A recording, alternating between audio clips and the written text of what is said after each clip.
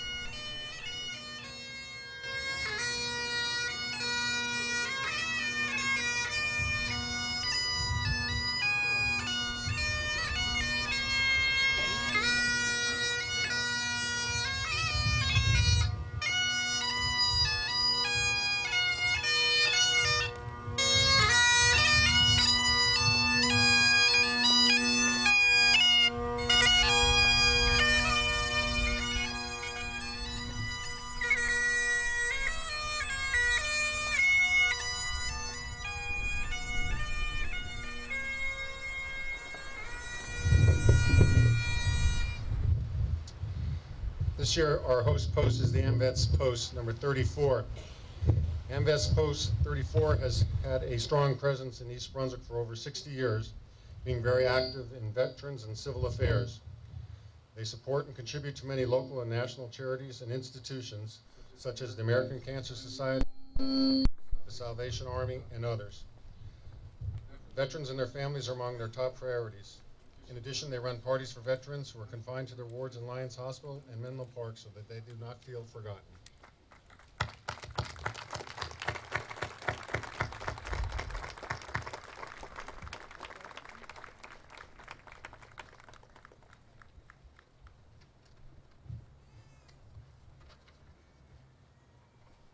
We now come to that portion of our program when we lay a wreath in memory of our fallen veterans. At this time, I'll ask the wreath bearers of the U.S. Naval Sea Cadets to present themselves at the monument. Laying the wreath for AMVETS post number 34 is Commander John Chunko, accompanied by post members Pete Zinchik and Jim Wright.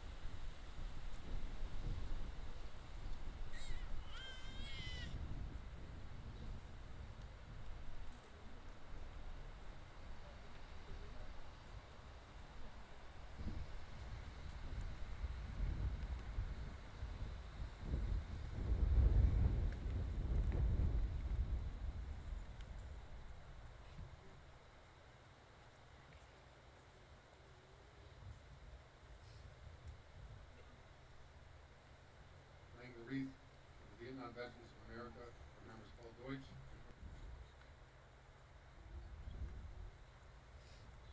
Laying the wreath for the Vietnam Veterans of America, our members Paul Deutsch and Erwin Steinleit.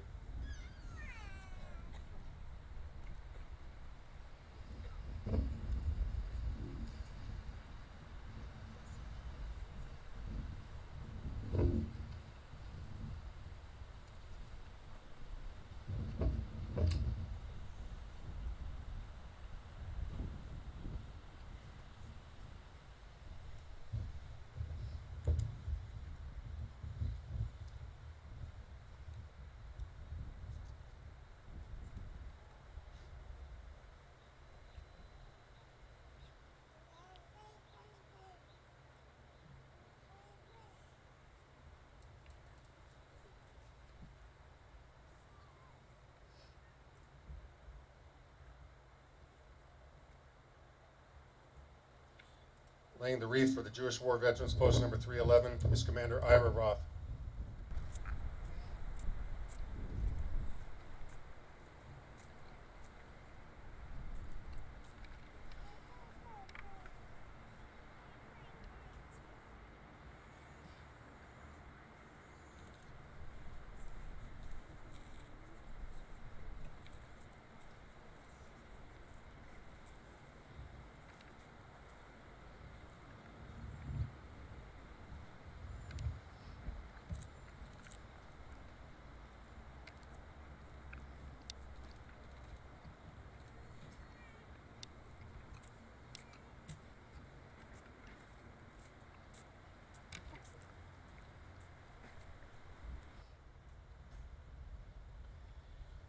Laying the wreath for VFW post number 133 is Master Sergeant Lawrence Mazzuchetti, who also serves as the post quartermaster.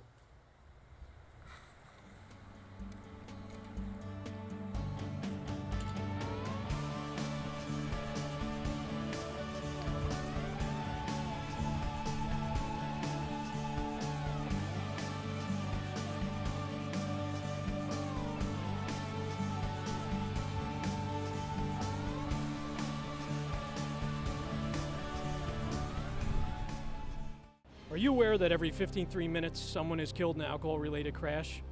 That equates to over 27 people every day. In addition, drivers falling between the ages of 16 and 19 are considered 4 times more likely to die in a crash than their college counterparts. Does this put your son or daughter at risk? I'm Patrolman Craig Hoover with the East Brunswick Police Department. In this segment of Street Smart, we'll discuss the dangers of alcohol abuse with regard to the upcoming prom and graduation season, and provide some additional safety tips for teens and parents. I'm here today with Patrolman Jim Angemeyer, the Police Department's Special Operations Unit, a certified expert in the area of DWI and drug awareness. Hi, Jim. How you doing, Officer Hoover? Jim, this time of year with senior proms and graduations on the horizon always raises concern for us in the law enforcement field. What areas of concern should parents and teens have when it comes to these events? Well, a lot of it has to do with transportation nowadays. A lot of these kids have provisionary driver's licenses when they're getting out of high school or they're just getting ready to graduate. This time of the year, prom season, they're traveling a lot. They're going back and forth, whether it's going to be going to a party, whether they're going to be going to a school for a graduation party, or actually for the prom itself. So in that sense, that you got to make sure that they're traveling with either somebody else who's a family member. They're not traveling with numerous kids in the car. They're wearing their seatbelt at all times when they're in the vehicle. And they also have to abide by the laws of having that sticker on the car, the orange sticker that they put on their license plate. And the times of travel, they're not to be out at night after 11:01 to 5 a.m. in the morning unless it's for emergency purposes. But if they are stopped during them times, that it not only affects them and their driver's license, where it's a probationary license, they can have their license taken from them for up to 90 days from a judge.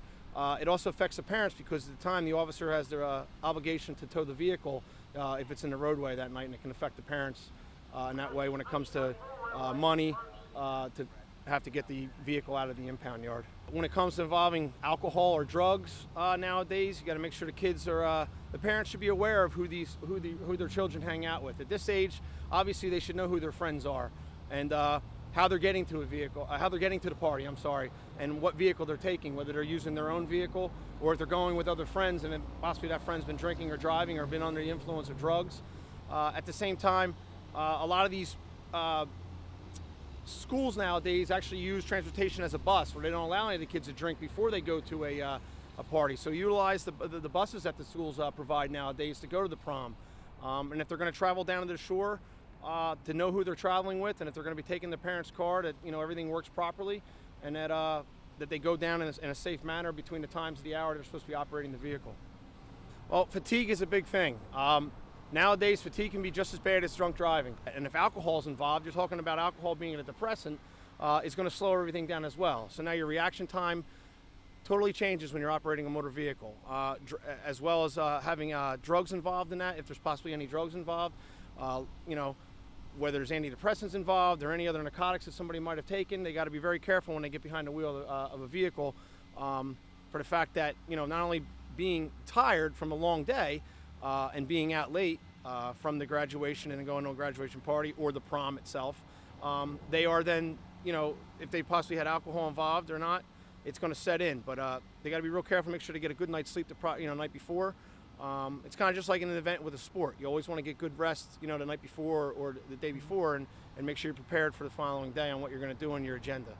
Okay. Now, if somebody doesn't heed that advice and they go out, maybe they do some underage drinking and do decide to get behind the wheel of a vehicle, or maybe it's a sister or friend that's driving after these parties and they're of age, but they're still out there, what kind of penalties would somebody be looking at with regard to DWI and or underage drinking? Well, first of all, you got a lot of penalties that you can deal with. As a probationary driver, your license can be taken from you right away from the judge. If you're caught under the influence of drugs or alcohol, we'll start with alcohol. You're looking at a possible loss of license for up to 3 months, maybe longer, depending on what what your blood alcohol concentration is that you blow, your BAC.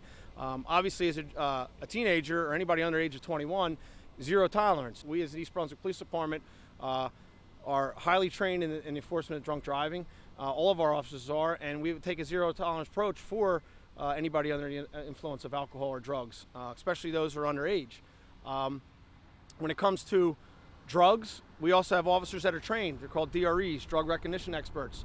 If, for instance, a son or a daughter of one of these family members is stopped for drunk driving or under the influence and the officer doesn't detect the odor of an alcoholic beverage at that time, they can call out one of these officers that are trained to look for other clinical indicators that the person might be under the influence of a drug, and put them through different tests, and they can be brought back. So not only are you being charged with drunk driving, you're also being charged with a criminal offense for under the influence of a drug.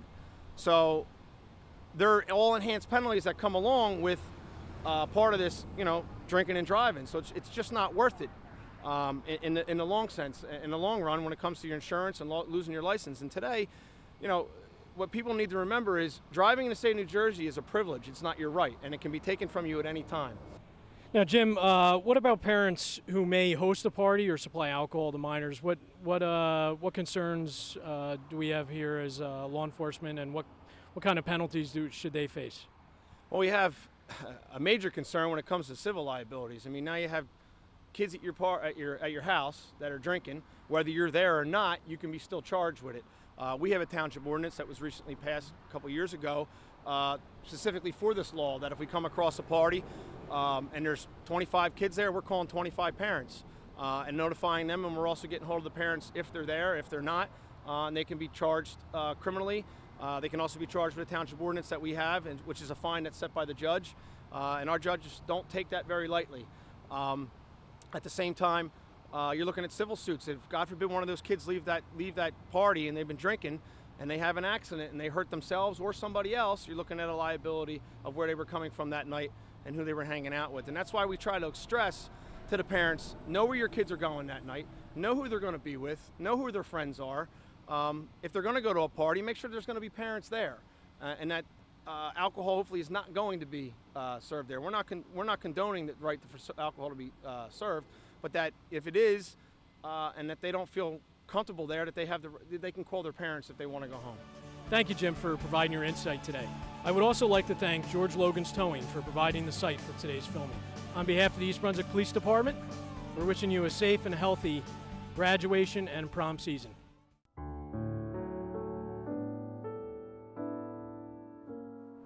Hi, it's Mayor David Stahl with another edition of Business Spotlight. I'm at the longtime East Brunswick business, the Brunswick Memorial Home. I'm joined with Peter and Diane Kolbecki, the owners here, and we're here to learn a little bit more about the Brunswick Memorial Home. First of all, I know you've been here, as I said, a very long time. Tell us about the beginning of the business and how long you've actually been here. Well, we've been here in excess of 30 years. You're standing on what was my grandparents' farm. We knocked my grandparents' home down a little over 30 years ago. I was 23 when I decided to go out on my own, 25 when I got opened up my doors.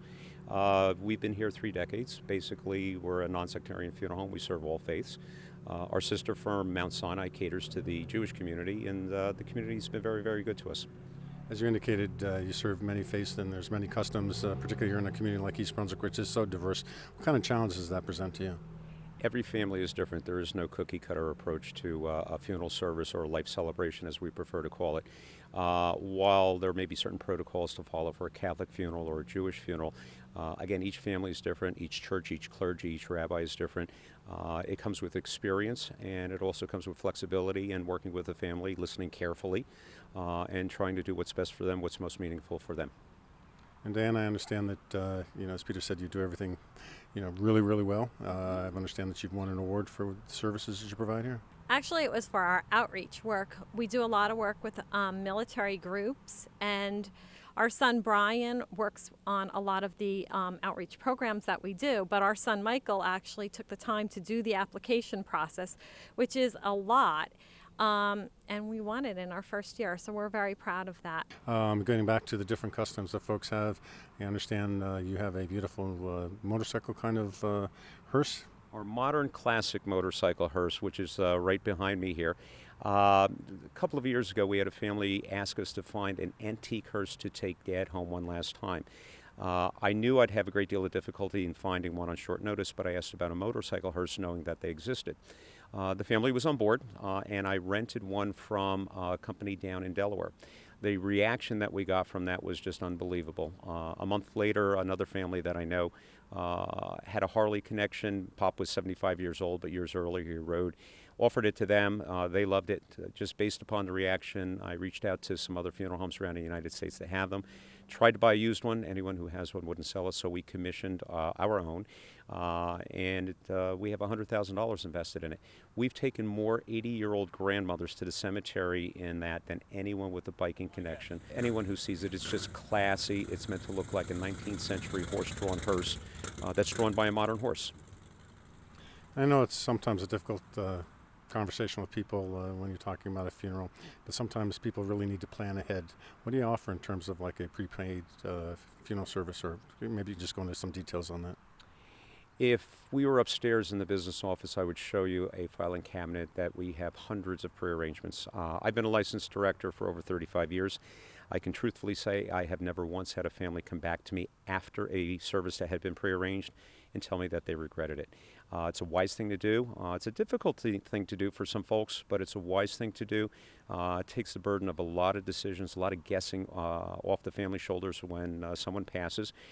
New Jersey has the strictest consumer protection laws in the United States when it comes to prepayment.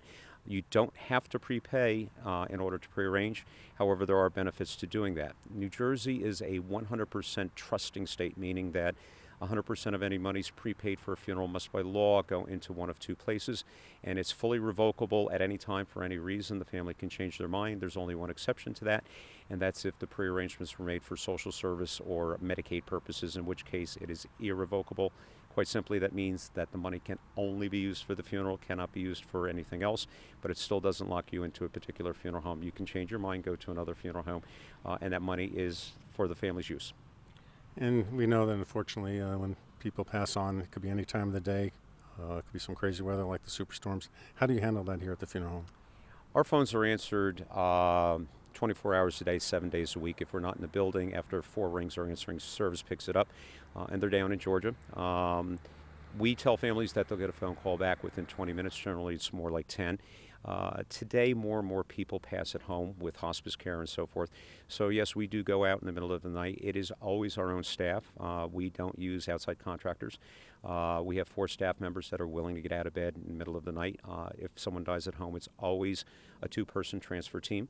A family's loved one never leaves our care, is never entrusted to someone who is not a member of our team, and people appreciate that. Peter, I also understand that you recently received an award from the International Order of Golden Rule. What is that all about? Well, OGR, as it's called, is a very prestigious organization. It's membership by invitation only, not by application. Only about 5% of the funeral homes in the United States are eligible to be a member of that organization. We're very proud of that. We've been a member for 25 years.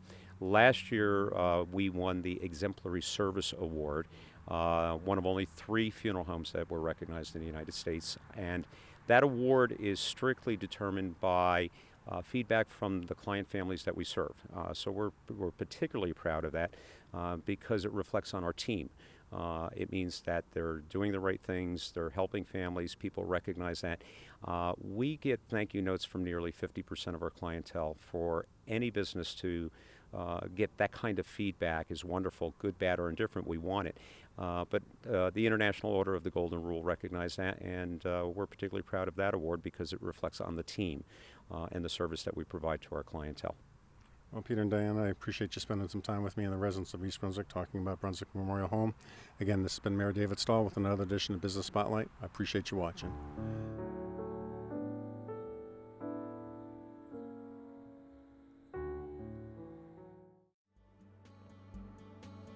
Hi folks, it's Al Nygren again with the 3rd of our New Jersey International Film Festival filmmaker interviews. And remember, we have a wonderful lineup of films, 25 New Jersey premiere films, quite a few are world premieres as well, that'll be taking place on Friday, Saturday, and Sunday evenings between May 31st and June 16th at our state-of-the-art facility, Voorhees Hall, room 105, located at 71 Hamilton Street in New Brunswick, New Jersey, part of the Rutgers University campus. Today, I have a filmmaker here, L.E. Salas. He's the director of Dead Man Working, which is an amazing mockumentary. And folks may not know what a mockumentary is. Maybe you should tell them. Well, thank you very much for having me, by the way. Oh, my pleasure. It's a pleasure and an honor to be a part of the festival because I have been watching a lot of what you've been doing. So, and because you're in Jersey and you're the New Jersey International Film Festival. Thank you.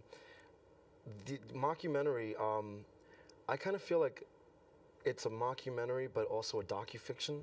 Mockumentary is more the style. It's just fake, pretty much. It's mocking a documentary. The docufiction for me is a mixture of real people talking about something that would be a fictional situation. And I feel like at first I did start calling Dead Man Working a mockumentary, but eventually it evolved into a docufiction and what it is today. Yeah, I like that better, actually. So this film does deal with current events of sorts, and it does play off of another film title, Dead Man Walking, right? Yes. But this one happens also to plug into the zombie craze that's out there. So tell us a little bit about your film. Sure. Dead Man, well, it does play off of Dead Man Walking, not the movie, but the term. And I think I might have just had that in my head from the Green Mile. Yeah, yeah. So I remember them just yelling that in the movie.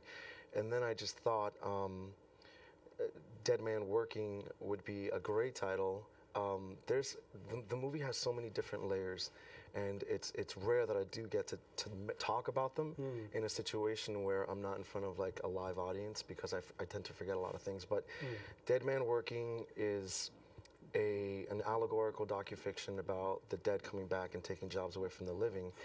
And I remember George Romero once saying, and it is very heavily influenced by George Romero, I remember George Romero once saying that the dead coming back would be one of the scariest things, and they're coming back to feed on people. Now, I felt like what would be even scarier would be the dead coming back and taking our jobs, especially during this current economic climate. And, you know, it has gotten better. However, it's just like the living dead. It's just slow, and it'll get there. and a lot of times that's what zombies do. They're slow, but they get there. They do get there.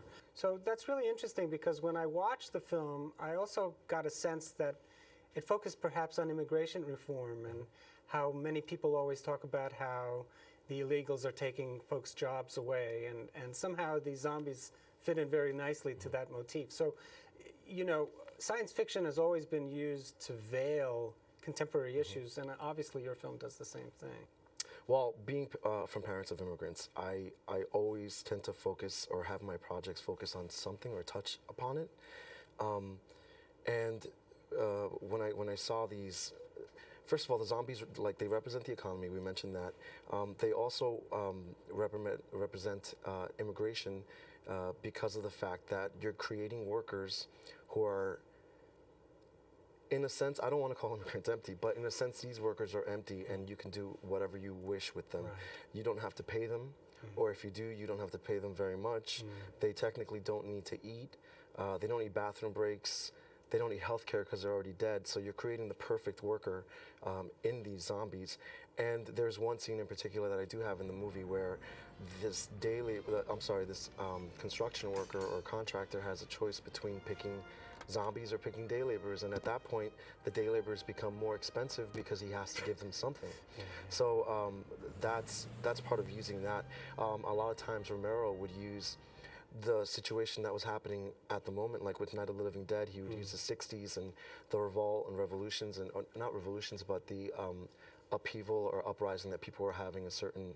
Oh, there's no question Night of the Living Dead has all these references to the civil rights movement, and although they claim that, you know, it wasn't there, but it's pretty obvious. Well, he definitely took that and ran with it with the next film, and you know, Dawn of the Dead was more about commercialism and the malls and everything, and then Day of the Dead was the bunkers because we were involved in all the Cold War and stuff. So, but your film is, you know, is really funny too. I mean, I think our jury came into me and they were laughing hysterically. So I think folks will have a really great time at your film, and plus, if they scratch at the surface, they'll be able to get some more meaning than perhaps they would, you know, just going to see a movie at the multiplex. The whole premise, I didn't want to make a film. My last film was absolutely just meaty in the sense of educational. I wanted to kind of